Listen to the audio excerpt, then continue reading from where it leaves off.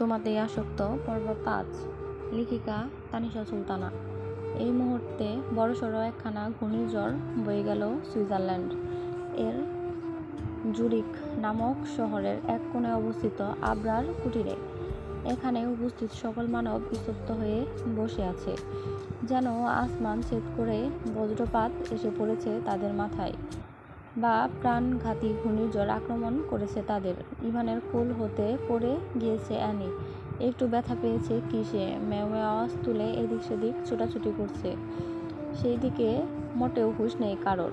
বিরক্ত আবরার কপাল কুঁচকে এক পলক অ্যানির পাশে তাকায়। বিড়ালটি কি বুঝলো তাকে চোখ রাঙালো কেন? সে গুটিসুটি পাশে এগিয়ে আবরারের পায়ের কাছে শুয়ে পড়ে। সিয়াম নাকের পাটাতল ফুলিয়ে ফুসফুস করছে সাপের মতো, যেন এই মুহূর্তে হামলে পড়বে আবরারের উপর, ছোবল দিয়ে ধ্বংস করে দিবে এই মানবটিকে, ছিন্ন ভিন্ন করে ফেলবে দেহখানা। আবরার পরবর্তীতে ফোনে মনোযোগ দেয়, অফিসের কিন্তু ইম্পর্ট্যান্ট ডকুমেন্ট চেক করছে। আমান ফ্লোরে হাত পা ছড়িয়ে বসে পড়ে, কপাল চাপকাতে চাপকাতে আহাজারি করে বলে, মানি না, আমি কিছুতেই মানব না, এটা হতে পারে না, কোনো মতেই না। আমার কলিজা জ্বলে যাচ্ছে, আমার হৃৎপিণ্ড পুড়ে যাচ্ছে। উড়ে তোরা আবরারের মুখে কুচু ঢুকিয়ে দে। আহাদ আমানের সামনে বসে কাঁধে কাঁধ রেখে বলে, স্যার প্লিজ উত্তেজিত হবেন না। আমান আহাদের হাতখানা ঝাড়া দিয়ে ফেলে দেয়, চোখ পাকিয়ে বলে, রাবিশ, কথা বলবেন না, আমি মরে যাচ্ছি যন্ত্রণায়, আর শালা তুই বলিস উত্তেজিত হব না। শুধু উত্তেজিত কেন, আমি তার বউটা হব। চুপসে যায় আহাদ, কাঁচুমুচু হয়ে বসে থাকে আমানের পাশে। এতক্ষণে মুখ খুলে সিয়াম গটগট পায়ে এগিয়ে আবরারের পাশে বসে, তার হাত থেকে ফোনখানা টেনে নিয়ে ঝাঁঝালো সুরে বলে, কি বলছিস, কবে বিয়ে করলি? 6 বছর হলো। একসাথেই তো আছি, কোনো বালছাল তো দেখলাম না। কৈফিয়ত দেওয়ার প্রয়োজন বোধ করলো না আবরার, বরং সিয়ামের হাত থেকে ফোন নেয়ার জন্য হাত বাড়ায়। ফোন দে, আগে জবাব দে। প্রয়োজন বোধ করছি না। হতাশ হয়ে ফোনখানা দিয়ে দেয় সিয়াম। আবরার ফের মনোযোগী হয় ফোনের দিকে, যেন আশেপাশের কোনো কথাই তার কানে যাচ্ছে না। সিয়াম ছোট ছোট নয়নে তাকিয়ে আছে। মিথ্যা কথা বলে না আবরার। তাহলে মেয়েটিকে বিয়ে কবে করলো? মুহূর্তেই চিন্তিত হয়ে পড়ে আহাত ফোনের স্ক্রিনে সময় দেখে নেয়। এই মুহূর্তে তাকে যেতে হবে, তাই ব্যস্ততা দেখিয়ে বলে, আমাকে যেতে হবে, আসছি। হ্যাঁ, কালকে আবরারের ক্লাস নেব। বিয়ের ভুল ছোটাবো ঘাড় হতে। পরপর আমানও বলে, আমারও যেতে হবে। একে একে সকলের প্রস্থান করে, শুধু রয়ে যায় সিয়াম। সে আবরারের সাথেই থাকে। সকলে যেতে ফুস করে শ্বাস টানে আবরার। ফোনখানা ফেলে রেখে দাঁড়িয়ে পড়ে। প্রথমেই দরজা আটকায়, পরপরই খুলে ফেলে পরনে থাকা সাদা রঙের শার্টখানা। বুকের ক্ষত গম্ভীর, শার্টে বেশ সমস্যা করেছিল। সিয়াম এখনও তাকিয়ে আছে আবরারের পানে। যতক্ষণ না গোটা ঘটনা খুলে না বলবে, ততক্ষণ সে দৃষ্টি সরাবে না, এটাই জানা আবরারের।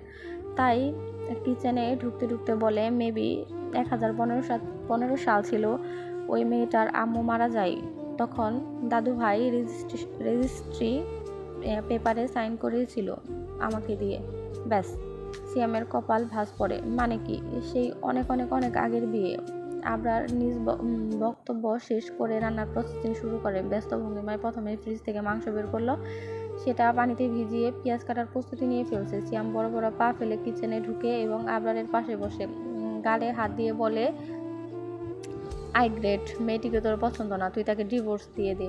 খচখচে আওয়াজ তুলে পেঁয়াজ কাটতে কাটতে আবরার জবাব দেয়, that's none of your business.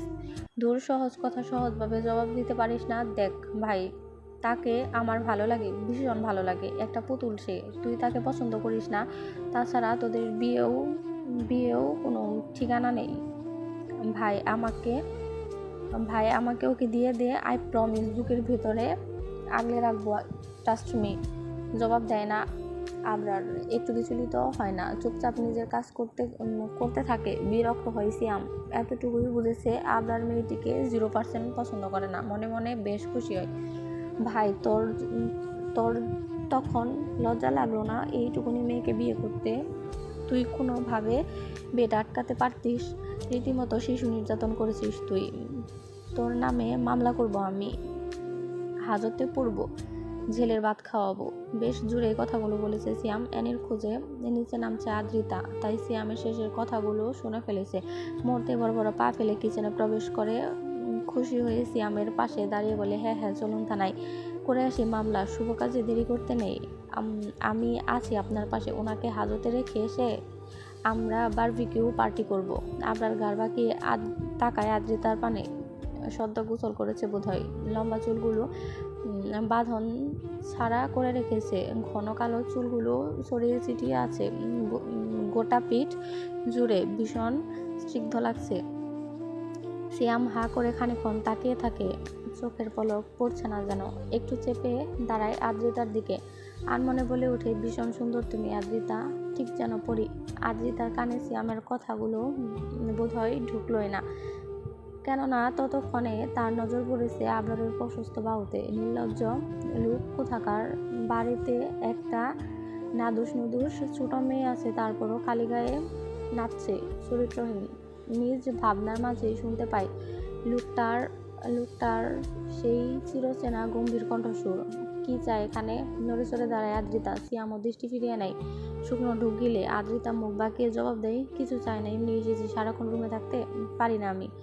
Abrar ছুরি আদ্রিতার দিকে তাক করে এগিয়ে আসতে বলে, মুখ বাঁকাবি না, ওয়ার্নিং দিলাম। আদ্রিতা বড় বড় চোখ করে পিছিয়ে যেতে থাকে। সিয়াম ঘাবড়ায়। এই একদম আদ্রিতার নিকটে দাঁড়িয়ে ছুরিখানা গলায় চেপে দাঁতে দাঁত চেপে বলে, এটা আমার বাড়ি, যখন তখন রুম থেকে বের হওয়া যাবে না। এখানে যেখানে ঘুরঘুর করা যাবে না। It's my order. গলা শুকিয়ে আসে আদ্রিতার। লোকটা কি তাকে মেরে ফেলবে?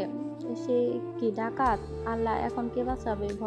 ভয়ার্তক দৃষ্টিতে তাকায় সিয়ামের পানে। ইশারায় বলে, আমাকে বাঁচাও।